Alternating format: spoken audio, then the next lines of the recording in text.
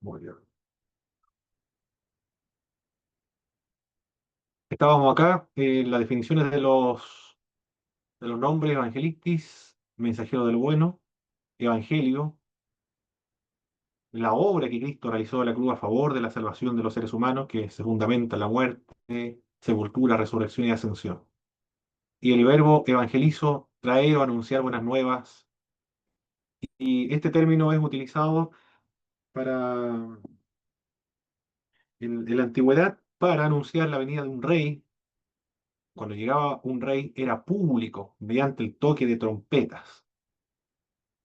Esa es la idea, proclamar a viva voz o a voz en cuello. El contenido del Evangelio, o lo esencial del Evangelio, es Dios, el hombre, la gracia, Cristo, la fe. De ahí se desprenden muchas otras doctrinas. Si alguien ha tomado Teología Sistemática 2, donde se habla de, oye, y también el uno, Teología Sistemática 3, donde se tratan diversas doctrinas bíblicas, de estos 5 puntos se pueden extraer las demás. Como por ejemplo una de estas es Dios, que es amor, el vocablo que se utiliza para referirse al amor es ágape en griego, que es distinto de fileo, que también se traduce como amor, pero el amor ágape es el amor más elevado, el amor más alto, el amor incondicional, es un amor racional, es un amor también invariable, es constante, es sacrificial también, es un amor infinito, es misericordioso igualmente, es santo, no puede ver el mal, el limpio de ojos para ver el mal, es justo, debe condenar el mal cuando su justicia ha sido ultrajada, su santidad ha sido ultrajada. La justicia de Dios reacciona por medio de la ira. El hombre es pecador, fue creado originalmente a imagen y semejanza de Dios, pero debido a su desobediencia se depravó, se corrompió, se degradó. El nombre técnico que se utiliza para describir el estado del ser humano es la depravación total. Por lo tanto, no puede salvarse a sí mismo. Sin embargo, aún conserva la imagen y la semejanza de Dios. No ha sido totalmente destruido. No puede salvarse por sí mismo. Es impotente en cuanto a su salvación. A menos que la gracia de Dios lo alcance. Esta gracia significa que la salvación es sin precio, sin dinero, no es por medio de una obra, por medio de un mérito. La gracia, técnicamente también se le aplica otra expresión, que es la gracia preveniente. La gracia preveniente se extiende a todos los seres humanos, restaurando el libre albedrío, solucionando la depravación total, dándole la posibilidad a los seres humanos para escoger a Dios, para elegir a Dios, para creer en el Señor, para arrepentirse de sus pecados. O también, si desea, seguir resistiendo la gracia de Dios. Esta gracia es una gracia pre-regeneradora, anticipante, también algunos le denominan gracia anticipadora, porque actúa antes de que el ser humano se convierta. Si el ser humano se convierte es por la gracia preveniente, si se convierte es por la gracia cooperadora, si continúa creyendo es por la gracia subsecuente, la gracia santificante, la gracia glorificante, pero siempre la gracia de Dios actuando en los seres humanos. Esta terminología gracia preveniente proviene del arminianismo, de las iglesias wesleyanas, del metodismo, de las iglesias también nazarenas, de la iglesia nazareno, y de las iglesias de todo el movimiento de santidad y pentecostales también, que tienen este concepto de la gracia preveniente. El Cristo es el Hijo de Dios, de la misma sustancia de Dios, es Dios, murió, resucitó, el único camino al Padre, no hay otro camino para llegar a Dios. La fe es la confianza en Jesucristo, está compuesta de conocimiento, debe saber ciertas verdades, como de Dios, del hombre, la gracia, de Cristo, debe saber eso, debe dar su asentimiento, debe estar de acuerdo con lo que se ha dicho acerca de Jesús, del hombre y de Dios, y luego debe apropiarse de esta fe. Esos son los contenidos del Evangelio después. Las otras doctrinas se desprenden de cada uno de estos aspectos del contenido del Evangelio. Otros términos que son utilizados, que se utiliza, a ver, alguien me escribieron aquí, alguien me escribió, creo que no estaba conectado para el día.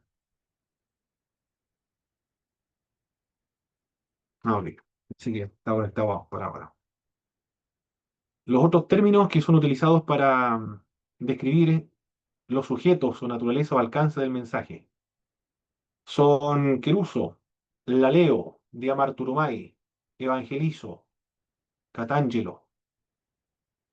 Queruso es un predicador, es un heraldo, alguien que proclama a viva voz, que expone abiertamente, de tal manera que todo el mundo lo escuche, como Juan el Bautista, por ejemplo, que predicaba en el desierto, todos acudían a él a escucharlo.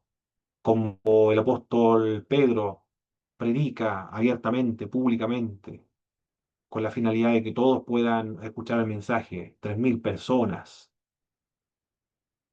El apóstol Pablo, cuando está predicando en el Areópago, eso es el vocablo que uso, predicarlo como un heraldo. Un heraldo es una persona que anuncia la venida de un rey. Antes de eso toca la trompeta, llama la atención, despierta la atención de las personas con la finalidad de convocarlo y escuchar el mensaje. Como un mensaje, una campaña evangelística, por ejemplo. O con, ¿qué otro? Sí, una campaña evangelística principalmente al aire libre, o en un gimnasio, en un estadio. Eso más o menos sería el vocablo que uso, predicar a viva voz.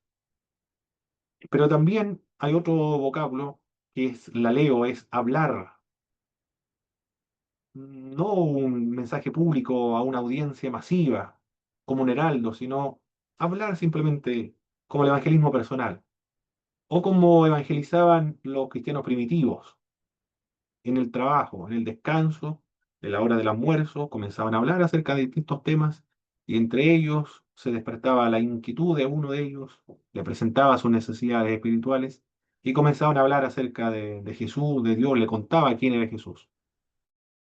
Fue una conversación, hablaban acerca de Dios. El vocablo que se utiliza es la leo. El otro vocablo es diamarturumai, testificar exhaustivamente como el apóstol Pablo en la casa que había alquilado cuando se encontraba con arresto domiciliario. Es el término que podríamos aplicarle a la situación del apóstol Pablo en Roma. Estaba con arresto domiciliario. Pero la gente llegaba ya a escuchar y él exponía, testificaba exhaustivamente.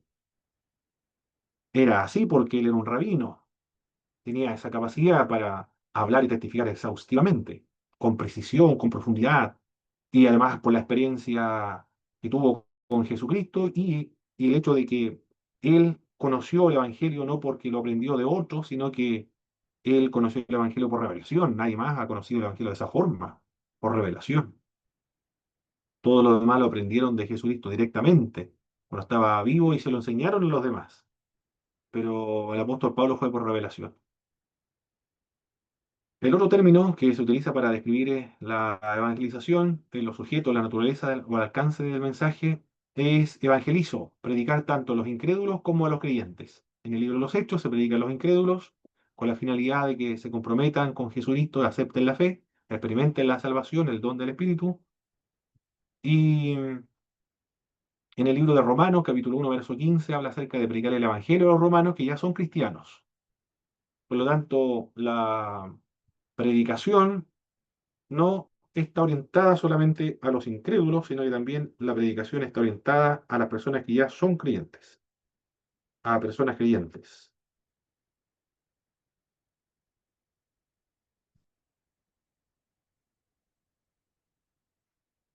Por lo tanto, en cualquier iglesia, en todas las iglesias, se debe predicar el evangelio a los creyentes. nadie se va a molestar por esto, nadie tampoco lo va a considerar como básico el hecho de que se vuelva a predicar las verdades elementales de la fe, como Cristo murió por nuestros pecados, no fue crucificado, fue sepultado, resucitó al tercer día, ascendió a los cielos, vendrá por segunda vez, se debe creer en Él, se debe arrepentir de los pecados para tener paz con Dios, para reconciliarse con Dios. Además, si son creyentes, esas verdades son reconfortantes, son emocionantes. No se cansa un creyente de escucharlo una y otra vez. Para traerle memoria igualmente del mensaje elemental y esencial del Evangelio. Por lo tanto, es propio, no es contradictorio el decir que se debe evangelizar tanto a los incrédulos como a los creyentes, de acuerdo a lo que nos dice el libro de Romanos capítulo 1, verso 15. El otro término es catangelo anunciar, como la iglesia primitiva anunciaba en nombre del Señor Jesucristo. Esos son los vocablos que son utilizados en la Biblia en griego y se traduce de diversas formas, pero todos tienen la misma connotación: evangelizar, predicarlo como un heraldo, o hablar, o testificar exhaustivamente, o predicar tanto a incrédulo como a creyente, o anunciar el mensaje de la obra que Cristo realizó a favor de los creyentes. El verbo evangelizar es inseparable de la demostración. El evangelio se demuestra de manera concreta, visible, de manera objetiva. No es suficiente entonces el entregar un mensaje, debe demostrarse ese mensaje de diversas formas. La iglesia es la continuadora de la obra que Cristo emprendió hace 2000 años atrás. La iglesia es la extensión del cuerpo del Señor Jesucristo, realiza la obra del Señor Jesucristo. Cristo continúa actuando por medio ahora de su iglesia. El modelo de la misión de la iglesia entonces es Jesús de Nazaret. ¿Qué es lo que aprendemos como iglesia cuando vemos las narraciones bíblicas, los evangelios acerca de Jesús? El ministerio de Cristo consistió en anunciar y demostrar igualmente. Demostraba el poder de Dios en él. Se realizaban señales, prodigios, milagros, caminaba sobre el mar, las aguas, detenía la tormenta por medio de un mandato de parte de él, sanaba a los enfermos, alimentaba a los hambrientos, sanaba a los enfermos, alimentaba a los hambrientos, expulsaba a los demonios. ¿Qué más hacía nuestro Señor? Levantaba a los paralíticos, daba vista a los ciegos, hacía oír a los sordos, soltaba la lengua del mudo y anunciaba el evangelio a los pobres, libertad a los cautivos.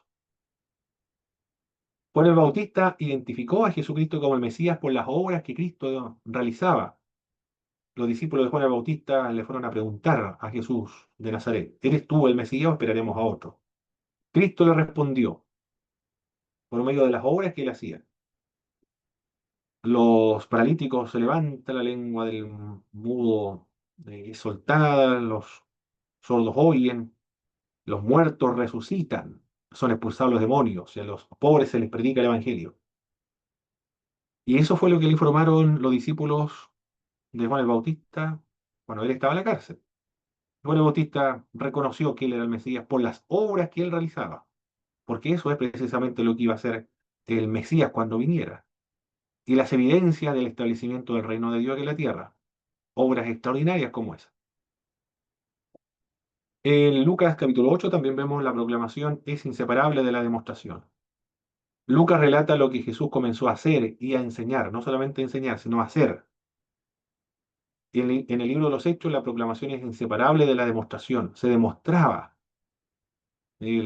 cuando cayó el Espíritu de Dios, se explica lo que ocurrió, se levantaba a los paralíticos también, sanaba a los enfermos, resucitaba a los muertos y demostraban también la caridad, el servicio social de la iglesia por medio de escoger a diáconos para que pudiesen ayudar a la viuda de los griegos. El apóstol Pablo señala que la predicación fue acompañada por la demostración en Romanos capítulo 15, verso 1, y también en el libro de Hebreos habla acerca de que el Evangelio se predicó con manifestaciones o con evidencias del poder de Dios, señales, prodigios y milagros y repartimiento del don del repartimiento del Espíritu Santo. Por lo tanto, el Evangelio siempre va acompañado de la demostración. El Dios, el que obra maravillas, y la iglesia debe hacer algo también para demostrar el Evangelio. Se debe demostrar el Evangelio por medio de obras de caridad, obras concretas, objetivas de amor. Tiene que ver esto con el servicio y la acción social, el servicio social, o la caridad, o ayudar a los necesitados.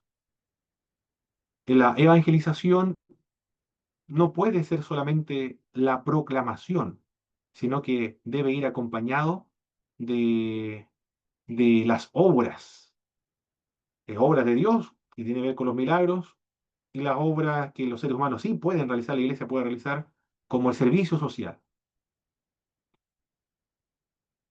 Eso también se estableció en el Pacto de Lausana, que no hay una jerarquía de prioridades en la proclamación y el servicio social. Esto va unido. Se evangeliza haciendo servicio social, se hace servicio social evangelizando al mismo tiempo.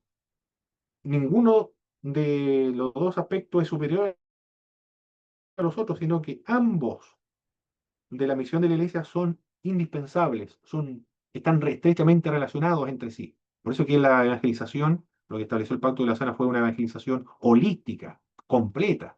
Eso es el evangelio completo, que sea holístico, que no simplemente sea el hablar o el enseñar, sino que también se demuestre y se evidencie por medio de las obras, buenas obras y las obras del poder de Dios. Las iglesias que han crecido son aquellas iglesias que van acompañadas de milagros. Las iglesias pentecostales han crecido precisamente por eso, por los milagros. Se han establecido iglesias en los campos, lugares extremos, porque alguien experimentó un milagro de parte de Dios. Pero no solamente las iglesias pentecostales del siglo XX han crecido por el hecho de que va acompañado de la demostración del poder de los milagros, sino que es parte de la iglesia en su totalidad. Los milagros, la demostración, es parte de la iglesia que no se relaciona con una denominación en particular, sino la iglesia cristiana en su totalidad. Esto lo vemos en la historia de la iglesia. Por ejemplo, en Armenia, en el año 301, fue el primer país, la primera nación en adoptar el cristianismo como la religión oficial de la nación, del reino en esa época. Gregorio el Iluminador, un predicador cristiano que fue castigado, fue desterrado a un pozo. Ahí vivió 10 años, creo que cuenta la historia. Allí comía, allí vivía. Y el rey se enfermó, el rey de Armenia. Y mandó a llamar a Gregorio el Iluminador, le dijo que si él lo sanaba, entonces él y todo su reino se hacían cristianos. Llamaron a Gregorio el Iluminador, fue a orar por él para que el Señor lo sanara, y efectivamente el Señor lo sanó. Y él se hizo cristiano en el año 301, toda una nación. Y de hecho, la primera nación en el mundo se hizo cristiana oficialmente antes de que el Imperio Romano se hiciera cristiano, fue la iglesia de Armenia, es decir, el país de Armenia. Ellos son culturalmente, nacionalmente, históricamente, tradicionalmente cristianos, gracias a un milagro de Gregorio Iluminador que Dios utilizó por medio de ese hombre para sanar a un rey. No, no sé cómo se llamaba el rey de Armenia.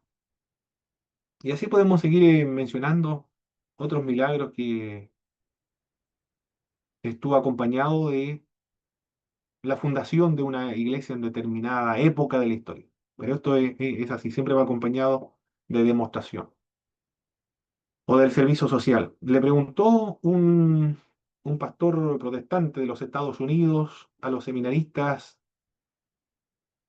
en un país comunista antes de que desapareciera la URSS.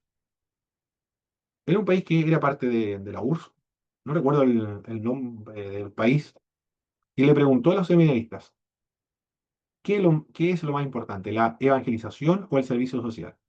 Y ellos no podían comprender esa dicotomía, esa separación, como si fuesen algo opuesto, no lo podían comprender. Ambos son importantes, los dos están relacionados, no se puede separar la evangelización y el servicio social. Bien, la evangelización entonces es inseparable de la demostración. Eso es lo que quería enfatizar en esta parte. Ese dibujo, bueno, no es un dibujo, es un icono de la iglesia bizantina o de la iglesia de Constantinopla, íconos de esa zona geográfica del mundo. El Evangelio, ¿qué es lo que es el Evangelio? El Evangelio es el Evangelio del reino. Existen varias interpretaciones acerca de lo que es el reino. Algunos señalan que el reino de Dios se refiere a la justicia social, a una sociedad y el orden social ejercido por la justicia social. Los de la teología de la liberación hablan acerca o interpretan de esa forma el reino de Dios. O la teología política también interpreta el reino de Dios en ese sentido, de la justicia social. El término justicia social, algunos le puede despertar sospechas y lo puede relacionar con el marxismo, con el comunismo, el socialismo. Esa fue la acusación que le plantearon a Gustavo Gutiérrez, el que escribió el libro La teología de la liberación. Pero hay que leer los libros antes de juzgarlo, antes de evaluarlo precipitadamente de lo que otros han dicho acerca de un autor. Gustavo Gutiérrez dice que Jesús nos liberó de nuestros pecados y de las consecuencias de nuestros pecados. Y una de las consecuencias de esos pecados tiene que ver con la injusticia social y con las estructuras opresivas de los países. Por lo tanto, para solucionar estos problemas, dice la teología de la liberación y Gustavo Gutiérrez, hay que cambiar las estructuras sociales, hacer cambios estructurales en un país. Eh, Igual es utópico aquello porque primero tiene que convertirse todas las personas, tienen que convertirse todos los políticos, ser transformados espiritualmente para que luego cambiar las estructuras opresivas o injustas que existen en toda la sociedad. Pero yo lo veo eso como muy utópico, es muy, muy difícil de implementar, es muy hermoso de implementar, pero muy difícil porque pareciera que no se considera ese aspecto del ser humano pecador, macabro, aunque incluso puede ser cristiano, pero sin embargo todavía está la naturaleza pecaminosa allí. Y aunque ostente el poder pareciera que lo desvía de la fe. O cuando tiene poder económico también pareciera que lo desvía de la fe. En algunas iglesias el poder también, aunque son iglesias cristianas, esto es lo que es curioso, la iglesia cristiana se corrompen y comienzan a actuar como una mafia, como actúa el mundo. Entre los líderes comienzan a emplear estrategias para expulsarlo, pero estrategias macabras, estrategias satánicas. Yo lo he escuchado, la estrategia que emplean para acallar o expulsar o para impedir que un pastor disidente denuncie la corrupción interna de una determinada denominación. Si eso ocurre en una iglesia que ya son cristianos, imagínense con políticos que sean cristianos, no se olvida, pareciera, de la teología de la liberación, ese aspecto, esa dimensión pecaminosa de todos los seres humanos. Otros entienden el reino de Dios como algo futuro nada más, en el milenio o el estado eterno, a eso se refiere al reino de Dios. Pero el reino de Dios en realidad se refiere al gobierno de Jesucristo en el corazón de todos los creyentes. Eso es el gobierno del reino de Dios. Cristo gobernando en el corazón de todos los creyentes. Y es un reino invisible, es un reino espiritual, es un reino presente.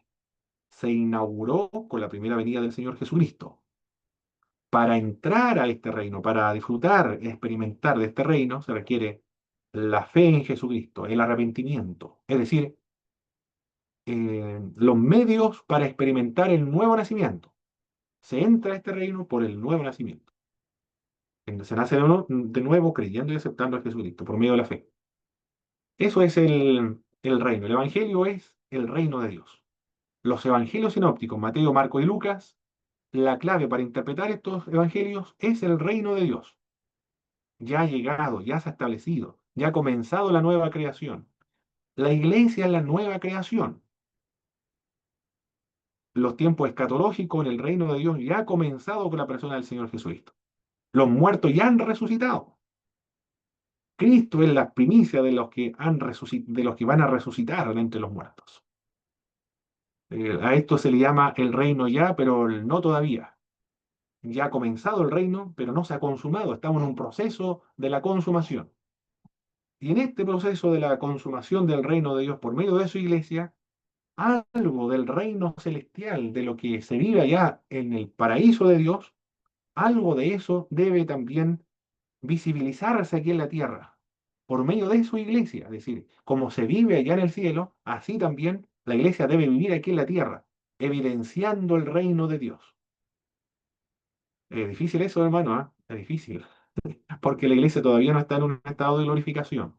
Pero es el ideal de demostrar el reino de Dios. Un aspecto del reino de Dios se debe demostrar aquí en la tierra por medio de la relación entre los creyentes y la forma en que el creyente se comporta y vive en este mundo. Demostrarle cómo se vive en el reino de Dios. Al reino de las tinieblas, es decir, hay que iluminar el reino de las tinieblas dando buen testimonio. Mientras más, mejor testimonio de la iglesia, más ilumina el reino de las tinieblas. Que si la iglesia no se comporta bien, no da buen testimonio, no es sal de la tierra, no es luz del mundo, no puede iluminar el reino de las tinieblas. Bien, ¿se comprendió algo, lo que dije, hermano, verdad, acerca del reino de Dios? ¿O está muy complicado? Está un poco filosófico lo que dije.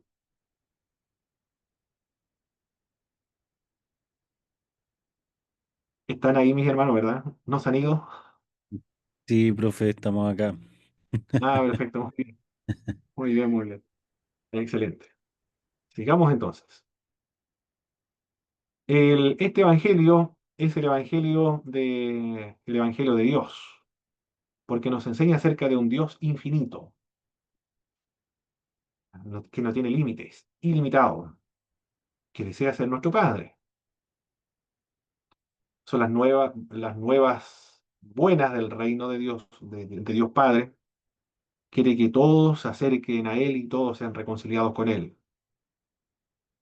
por medio del que Él ha enviado, es decir, por medio de Jesús, del Hijo de Dios.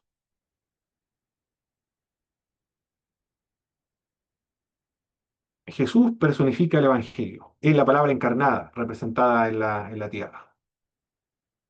Es el Evangelio del reino, es el Evangelio de Dios, porque Dios es el que reina en este reino, y por medio de su Hijo Jesucristo, para entrar a este reino es por medio de Jesús de Nazaret.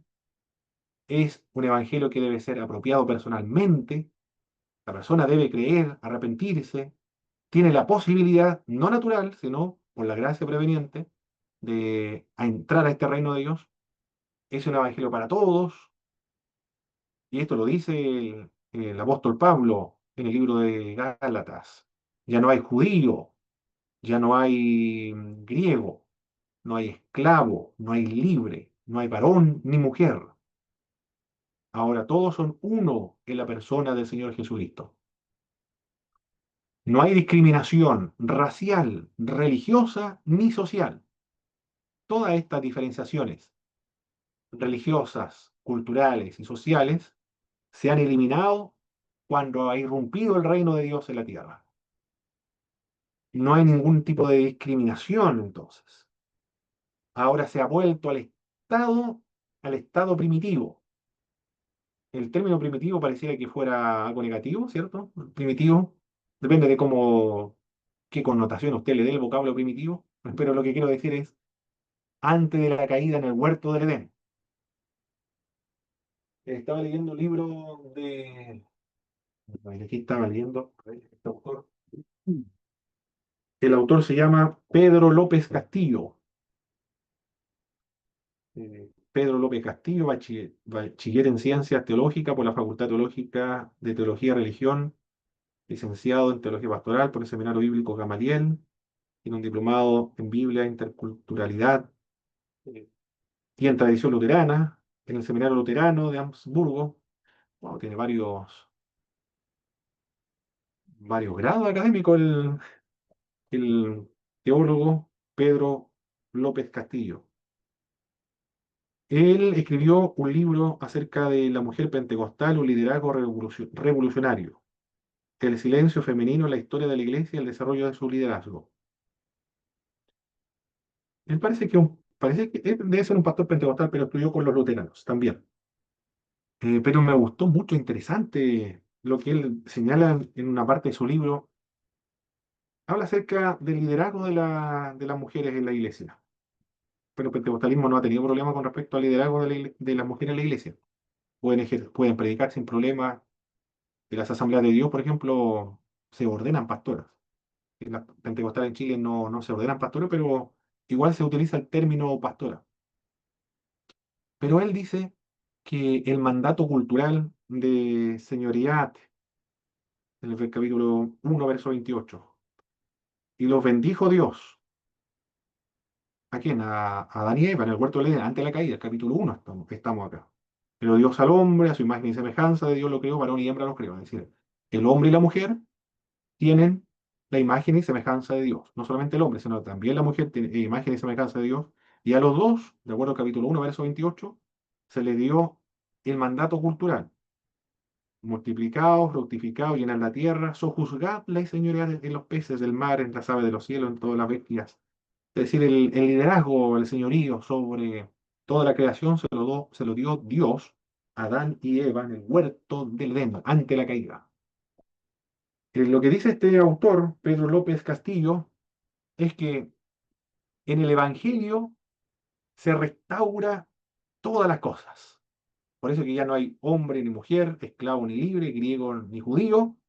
Ahora trata de restaurarse a su estado primigenio, donde a ambos, al hombre y a la mujer, se le dio la posibilidad de ejercer señorío, de liderazgo sobre toda la creación. Ahora ya no hay ese tipo de discriminación de ninguna naturaleza. Me gustó lo que dice Pedro López, ¿eh? Digno de consideración. Pero Eh, de Hermano contexto, Alexis, ¿sí? profe. ¿Sí, hermano Alexis? Si sale de contexto el hermano respecto al pasaje que mencionó. ¿Sale de contexto, dice usted? Sí, Ah, no lo sé, no lo que sé. Pero no habla de la mujer ahí en ese pasaje. Habla de el que todos de somos libres, ya no hay judíos. Ah, sí, sí, sí, correcto. Y en ese sentido no está hablando acerca del liderazgo de mujer o hombre. Entiendo que ahí, desde mi punto de vista, hay una mala interpretación ahí. Sí, bueno, Hermano, él es un teólogo, yo lo otro es un exégeta. estaba pensando en 1 Corintios 11 igual, con lo que usted estaba nombrando de hermano que estaba hablando. Muy bien, el eh, contexto es muy importante, mi hermano. Sí, es verdad, el contexto es cuando importante.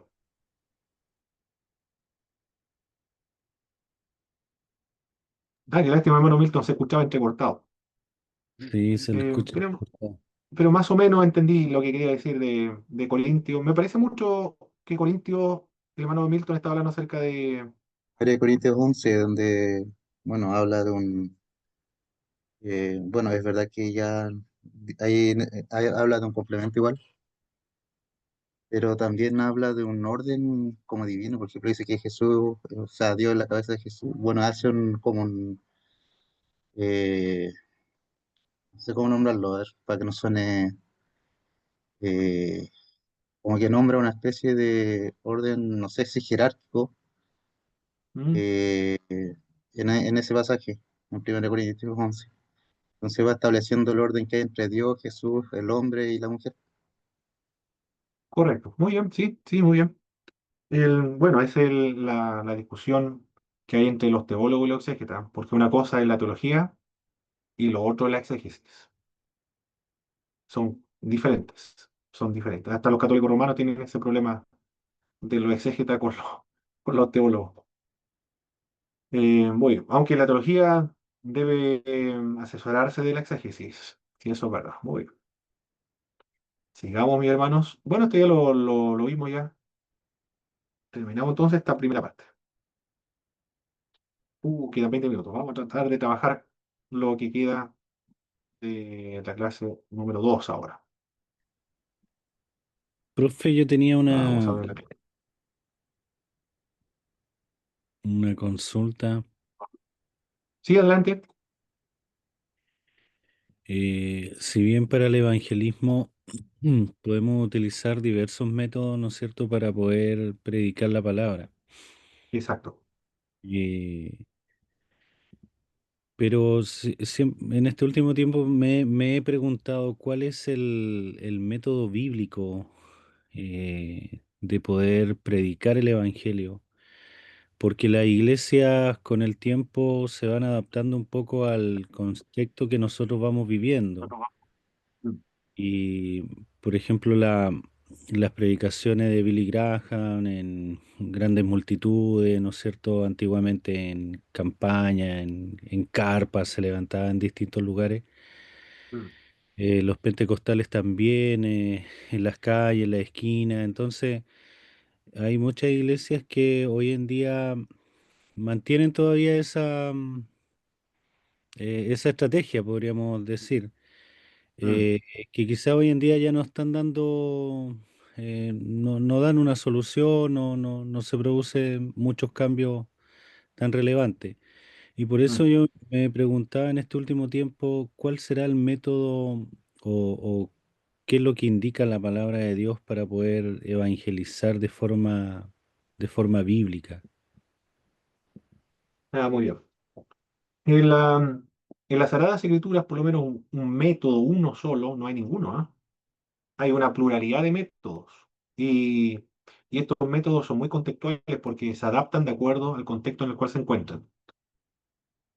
Por ejemplo, el apóstol Pedro cita las Sagradas Escrituras cuando se dirige a un grupo de personas que conocen o tiene como autoridad y como referencia el Antiguo Testamento para basar sus sermones.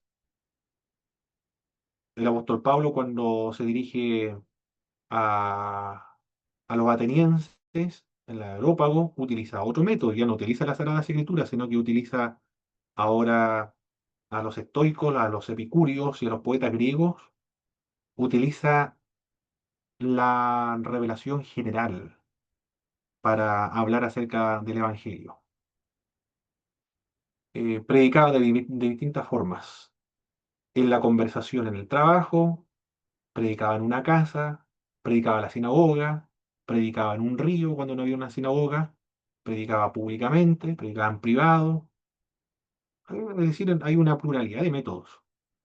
No hay un solo método de las Sagradas Escrituras.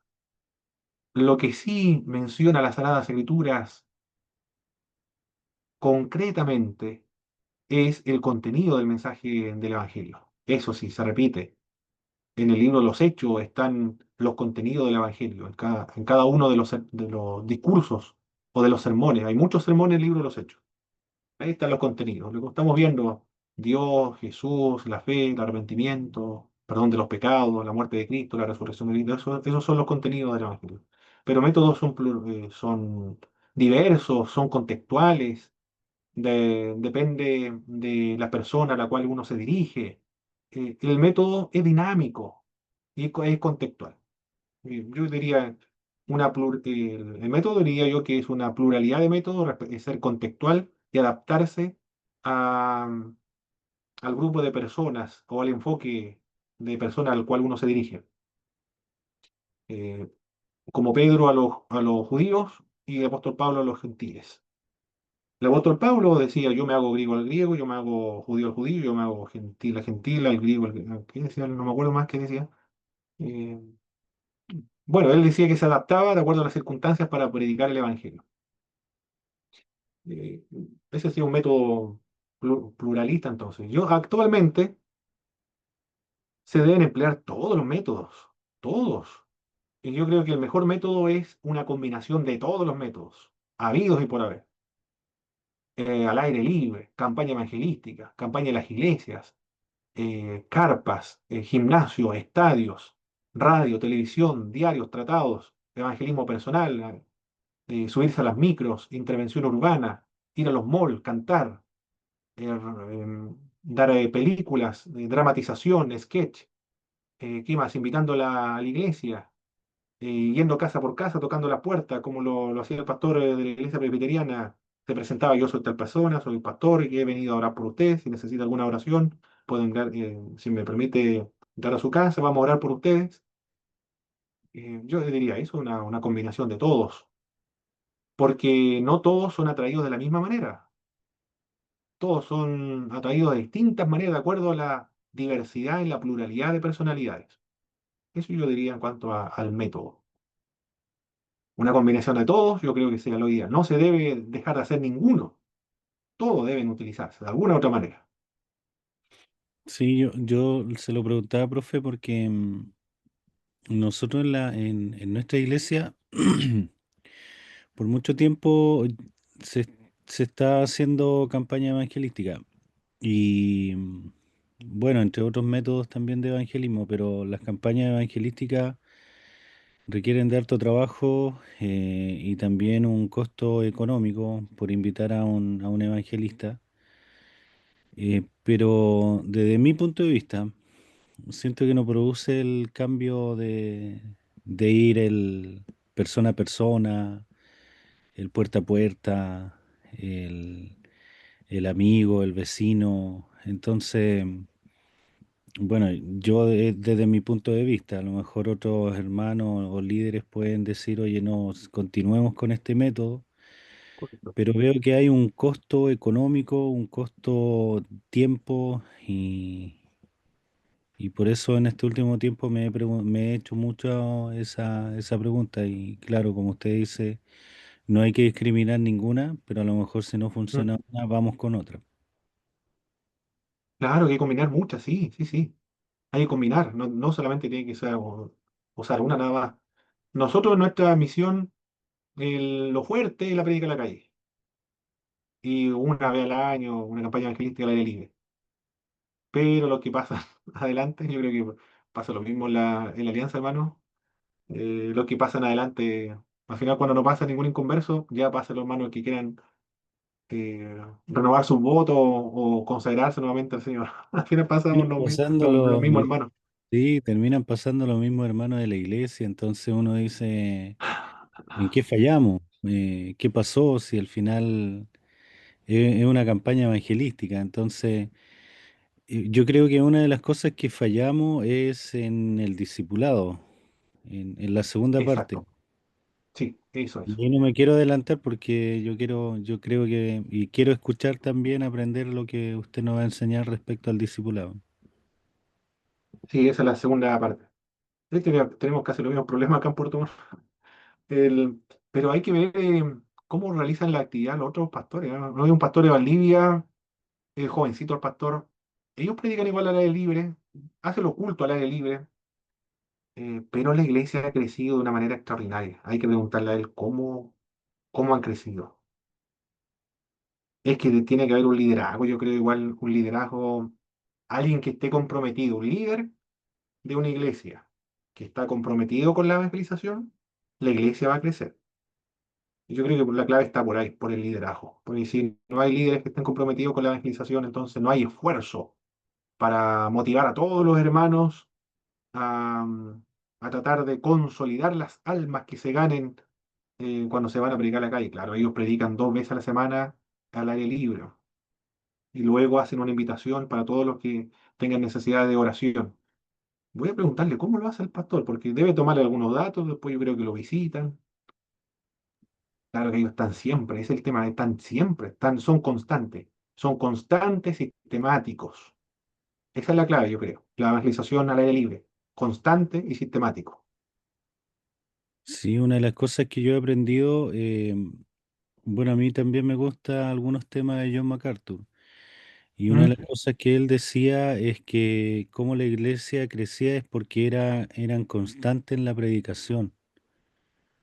Mm, Y predicaban y correcto. predicaban y ayunaban y oraban. Y ahí donde en el libro de los Hechos dice que y el Señor añadía cada día a los que han de ser salvos. Entonces era en la constancia en la Sí. predicación. Mm. Mm. Sí, yo creo lo mismo, creo exactamente lo mismo. La constancia. Tiene que ser constante. No puede ser, porque nosotros, campaña evangelística, es decir, un culto al aire libre una vez al año. Pero salimos todos los días domingos al aire libre a predicar, pero hacemos como desfile nada más.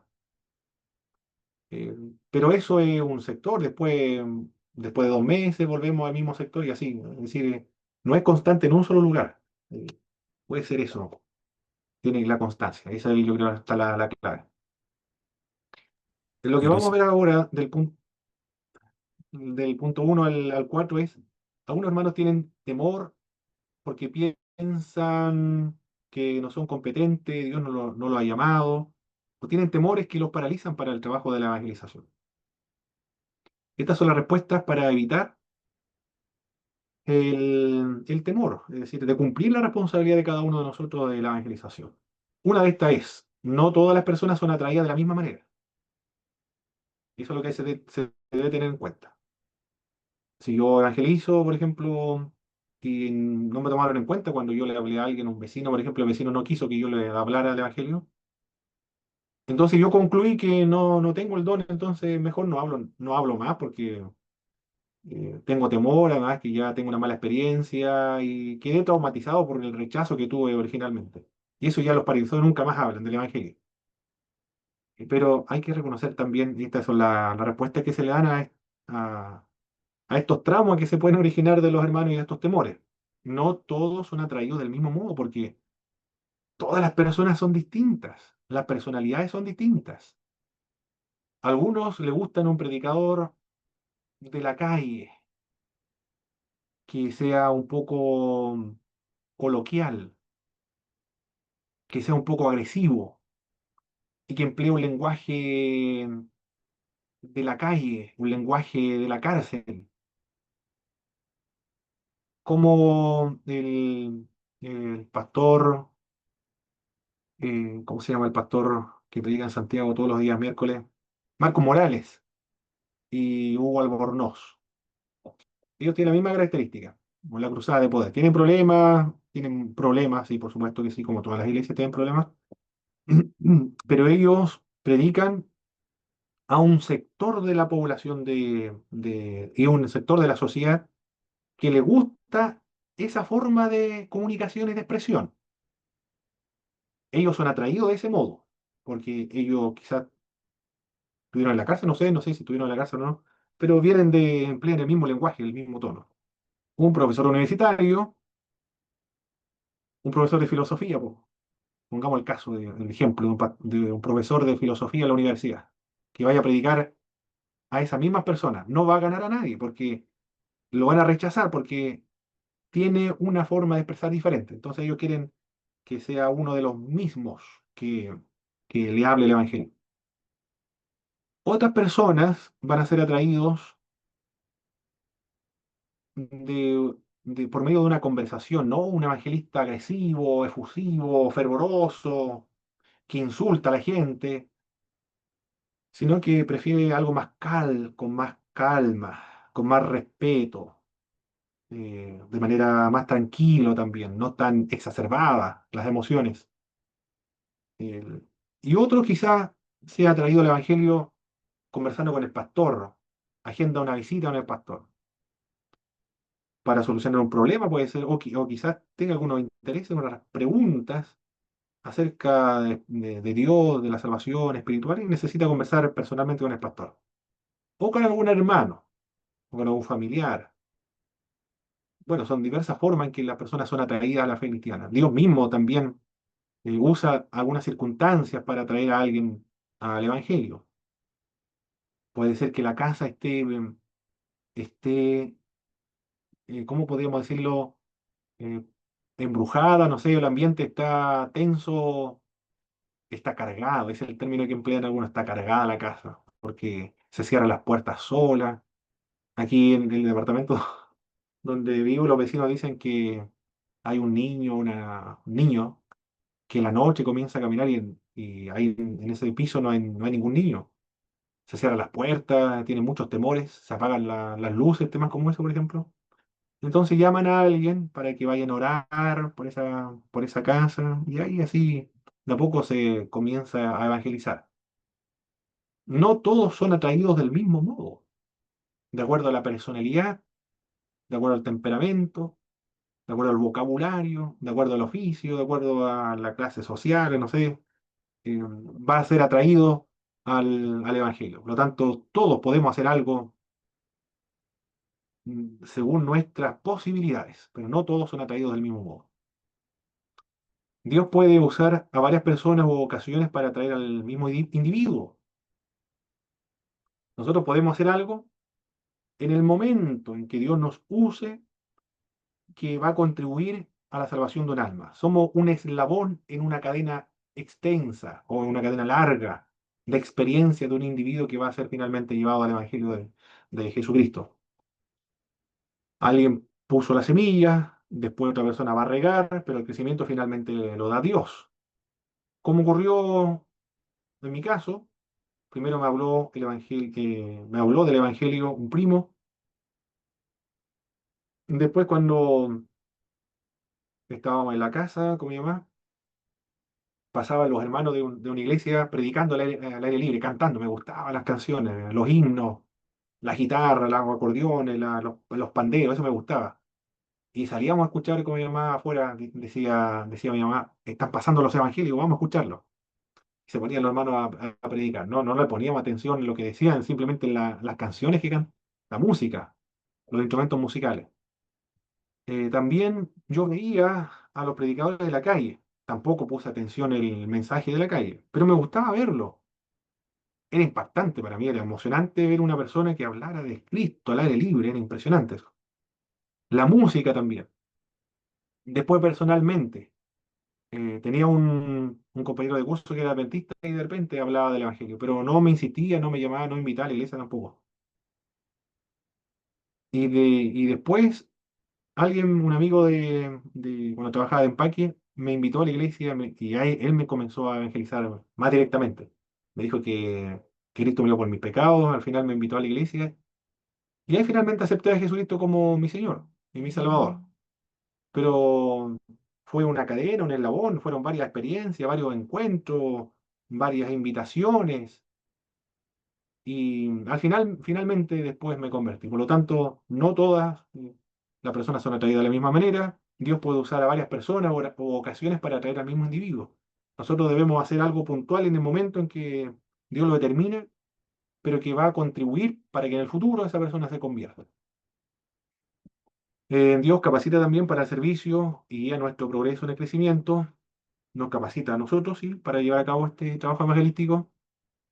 La culpa puede paralizar nuestro esfuerzo mientras que el amor nos hace responsables. Es decir, debemos practicar el amor cristiano para, para evangelizar. Si no hay amor por las almas, no vamos a preocuparnos por las almas.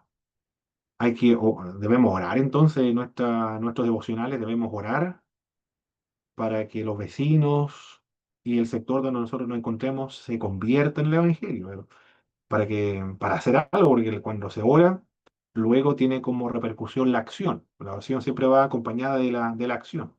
Si oro por la conversión de las personas, voy a hacer algo eh, por el hecho de que he orado al Señor, el Señor motiva al creyente para evangelizar también, porque no basta con la oración, hay que actuar después. Pero esa oración motiva a la acción, y esta acción debe estar motivada por el amor. Hay actitudes que deben cambiar en la iglesia para la evangelización. Por ejemplo, despreciar a los incrédulos por ser pecadores. El- ya es una mala actitud que se debe cambiar, porque no se debe despreciar a nadie. Cuando habla acerca de desprecio es de sentirse superior también a un incrédulo. Luis Palau decía que se debe presentar el Evangelio, se debe hablar del Evangelio, no con una actitud o un espíritu de superioridad sobre los otros, o una actitud paternalista, como un padre hablándole a un niño, sino de hablar igual, igual, pero nunca como alguien superior a los otros, no con desprecio a los otros. Bueno, hablarle con amor cristiano, hay que desarrollar el fruto del espíritu, del amor, mirar a todo el mundo como superior a uno mismo, ahí se soluciona ese problema. Si se mira a todos como superior a uno mismo, se evita ese problema de predicar a otro con un espíritu y una actitud de superioridad, como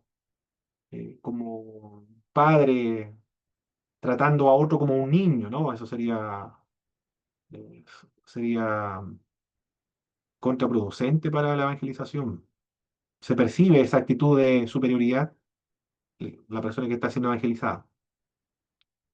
La otra actitud es aislarnos en vez de separarnos del mundo. Es decir, hay que compartir con las personas que son incrédulas. Obviamente no compartir en sus pecados, pero no se puede aislar del mundo como lo hicieron los monjes. Al final no tenía ninguna influencia en la sociedad porque se apartaban de la sociedad. Uno es sal de la tierra, luz del mundo, en el mundo. Y la otra actitud que se debe cambiar, todos estos puntos es porque alguien ha incurrido en estas actitudes negativas. Fingir amistad para testificar acerca del Señor Jesucristo. Se percibe cuando la amistad es falsa. Yo creo que usted ha tenido la experiencia de tener algún amigo por interés. Acá en este caso es hacerse amigo de alguien con la finalidad de evangelizarlo. Se va a percibir que esta amistad no es sincera. Se hizo amigo mío simplemente para que yo asista a su iglesia. Se va a percibir eso. Es una actitud que se debe cambiar. Y olvidar el amor entre los cristianos, entre los creyentes. Una persona se ganó por el Evangelio, va a llegar a la iglesia y resulta que la iglesia, los hermanos están peleados, hay como 4 o 5 bandos dentro de la iglesia y se tratan mal, tratan de boicotear el servicio cristiano que hace un grupo para sobresalir sobre el otro. Al final están todos compitiendo quién hace mejor trabajo dentro de la iglesia. Esa persona nueva se va a ir a otra congregación, no se va a perder esa alma por culpa del problema interno dentro de nuestras congregaciones. Esas son actitudes que se deben cambiar en el trabajo de la evangelización.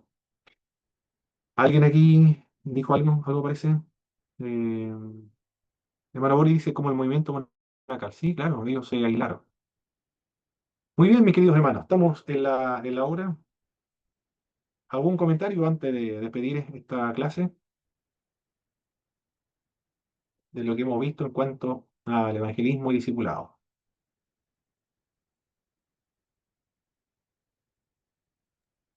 Profesor, Hermano Boris. eh, ¿Sí? yo no sé si, sí, yo no sé si lo vamos a ver después, pero ¿cuál sería, por ejemplo, la diferencia entre evangelizar y hacer proselitismo? La evangelización tiene que ver con ganar a una persona para el Señor Jesucristo, para que se convierta al Señor Jesucristo. El proselitismo es tratar de que una persona ya convertida sea miembro de mi iglesia local. O como por ejemplo, yo voy a tratar de persuadir a un luterano para que se haga pentecostal. O voy a tratar de persuadir ¿a quién puede ser? A A un un bautista, presbiteriano, bautista para ¿qué puede ser? Bueno, se haga pentecostal también. O, o un un anglicano, anglicano o un o anglicano, presbiteriano, o un anglicano que trate de ganar a uno de la iglesia nazareno. O como lo hacen los nuevos calvinistas, Miguel Núñez y Surge Michelet. Hay que reevangelizar a América Latina porque ellos no conocen el evangelio. Pero si somos cristianos, pero dicen hay que reevangelizarlo. Eso se llama proselitismo. No es lo mismo. el Evangelización es puente. A los uno. católicos, hermano, por ejemplo, lo que hacemos nosotros los católicos, Ellos, los ¿Qué, católicos qué dicen, vendría no siendo? están proselitando, dejen de proselitarnos, si nosotros ya somos cristianos.